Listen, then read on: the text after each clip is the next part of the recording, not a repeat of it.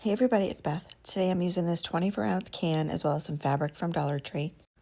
I paint the can with Plaster colored chalk paint by Waverly, and then after that's dry, I apply Mod Podge, and I'm doing it in sections. Once I have it applied, I'm taking the fabric and placing it over that Mod Podge, smoothing it out with my hands, and lining it up flush with the bottom of the can.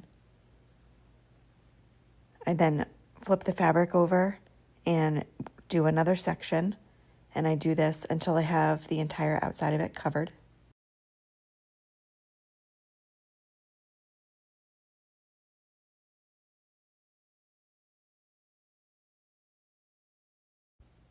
Once I get to the back, I'm trimming up the fabric. I trim up the top of it as well, leaving a little bit of excess fabric so I can fold it into the can.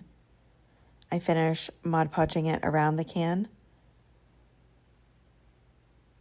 And then once I have that done, I'm applying Mod Podge onto the inside part, right on the top, as well as some of that fabric, just to make sure that it will be fully adhered inside there.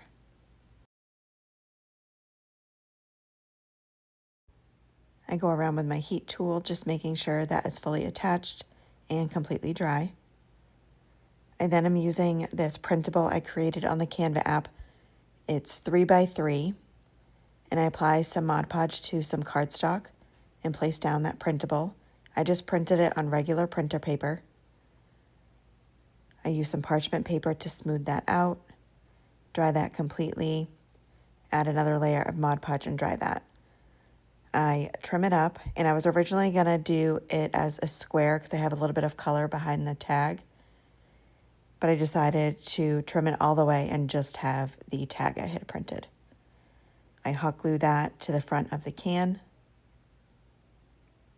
I then add in some rocks to the can just for elevation and so it doesn't tip over. Add some hot glue onto that and add in the trimmed up floral foam. Place in some Spanish moss on top of that. And then take bamboo skewers, those I got from Dollar Tree, and I apply antique wax by Waverly to those. And then once those are dry, I'm going to be putting them in the bottom of these pumpkins. And I just use a small screwdriver to start the hole and then place in the pointy side of the skewer and trim those up and place them throughout the foam. After I have all the pumpkins in there, I go around and just fill in any empty areas with some more moss. And that is it for this project. Thank you so much for watching.